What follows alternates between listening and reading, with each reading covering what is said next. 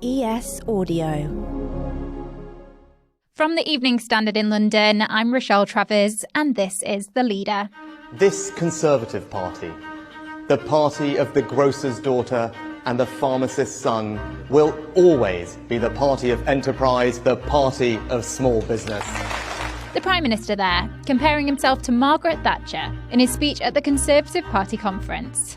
He went on to confirm one of the worst-kept secrets ever and announced the cancelling of the Manchester leg of HS2. Instead, Rishi Sunak revealed his plans for a new Network North along with a redevelopment at Euston Station. We will reinvest every single penny, £36 billion, in hundreds of new transport projects in the North and the Midlands across the country. This means £36 billion of investment in the projects that will make a real difference across our nation. He also revealed big changes in education when it comes to A-levels, as well as a proposal to raise the smoking age every year. It was a speech with a few big gambles, but will they pay off? Joining me now from outside the Tory Party conference in Manchester to discuss everything in more detail is the Evening Standard's political editor, Nicholas Cecil. So, Nicholas, was it a blockbuster speech from Rishi Sunak? I think it was a solid speech. Often with these speeches, you get the initial speech, then the reaction comes later. It was big picture. He delivered it passionately and well. The devil is always in the detail with these speeches. And, for example, do his sums add up? And basically, can he bring his party with him? As expected, the northern leg of HS2 has been scrapped. There's now going to be a redevelopment of Euston Station and a Network North. What do we know so far about these projects? Yeah, so basically he scrapped the leg between Birmingham and Manchester, the second leg of the HS2 project. Hugely controversial. It's been criticised by Tory leaders, including Boris Johnson, the Mayor of Birmingham, Andy Street, the Mayor of Greater Manchester, Andy Burnham, and businesses as well. But he argues that the project has completely run out of control. It's far too expensive. And that actually you could use that money far, far better. So he's taking a gamble here that he can make these huge savings and can deliver lots more road projects and smaller scale world projects, which he thinks will benefit Britain better. The gamble here he's taking is that the HS2 project is very, very high profile, very simple to understand. So politically, will he suffer more damage by doing that? Or will you reap more rewards by delivering these small local schemes across the country, particularly in the North and the Midlands? There's lots of scepticism here. There's a major reshaping of the way the Euston scheme will be funded. So what they're doing, they're setting up a corporation, a development corporation, like Margaret Thatcher did for the London Docklands. So they're going to try and draw in billions and billions of extra private sector money to release around 6.5 billion of public sector money. And so this will be used to fund lots of these projects, including many of them around the country. But obviously you've got to get that private sector investment. So that's again, one area where people will be looking to see whether his sums add up. And what were some of the other standout announcements from the speech? Well, possibly one which probably affect people most is basically a landmark reform to the education system. So A-levels are going to be replaced by the Advanced British Standard, and technical qualifications will be brought into that as well. So this is a long-term project. It'll take about 10 years to bring in. So pupils in primary school now will be the first to take it when they get older.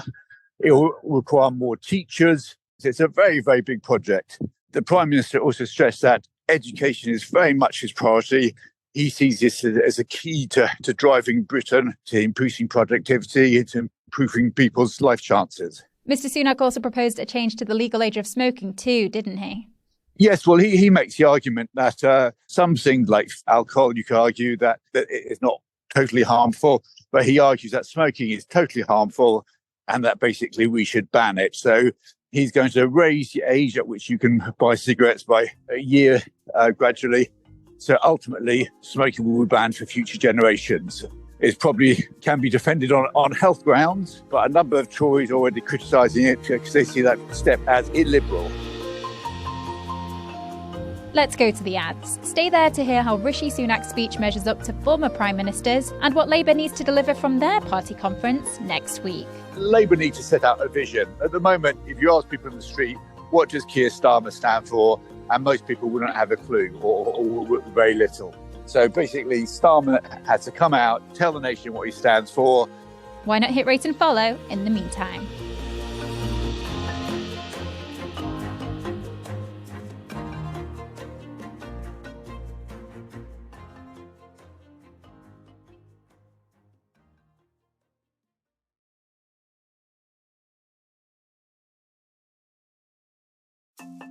Welcome back. Still with me is the Evening Standard's political editor, Nicholas Cecil. How would you describe the overall tone of the speech?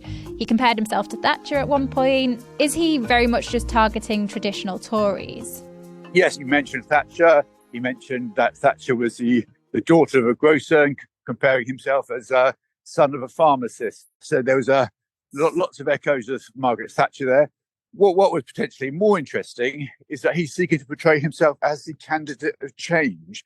Now, the Conservatives have been in power for 13 years, so a lot of people see them as a status quo rather than change.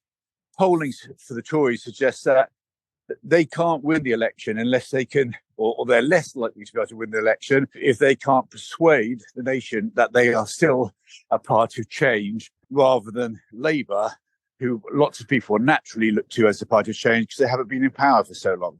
How does Rishi Sunak compare to the likes of Boris Johnson and other former prime ministers when it comes to delivering speeches? Yeah, no, his speech went down well.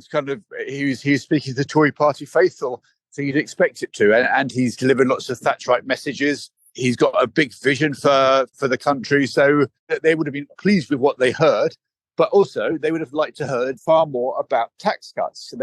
Many Tories are desperate for tax cuts. They think that's a way forward, the way out of the poor economic situation.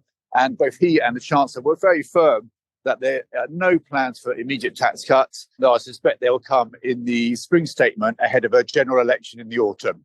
And how have Rishi Sunak's announcements gone down with the public so far? Or is it too soon to tell? Oh, it's too early to tell that. And the public largely focus very little on politics. At Westminster, everyone gets obsessed about every minutiae of detail, but the public make up their mind gradually and focus now and then on politics. At the moment, the view of the country seems to be it's time for change. We've had another poll put a 19-point lead for Labour. So it appears that Mr. Sunak may have closed the gap slightly with his changes to actions on net zero, but that gap seems to be probably still certainly in the mid to high teens. The Prime Minister's wife, Ukshata Murthy, made a surprise appearance to introduce him. You're absolutely right. I'm not on the agenda for today. A bit of a surprise addition, shall we say. And a surprise for my husband too, who has no idea what I'm going to say. Was this a bit of a tactic to show a more personal side of him? Yes, that caught everyone by surprise, and she performed it very well, pulled it off very well. Her speech was very confident, and certainly it gives that personal touch. And there was some more of that from the Prime Minister as well, basically to try and tell the nation more about himself. It's the Labour Party conference next week. What will they now need to deliver from that? Well, the Labour need to set out a vision. At the moment, if you ask people in the street, what does Keir Starmer stand for?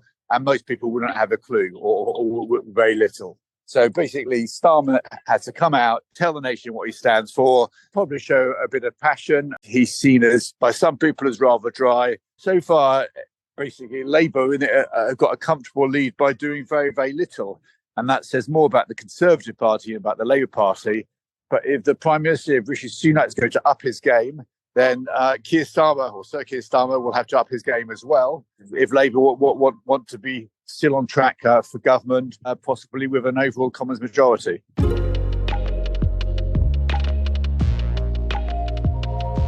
You can read more on this story and others in the Evening Standard newspaper or on our website, standard.co.uk. And that's it from this episode of The Leader. This podcast is back tomorrow at 4 p.m.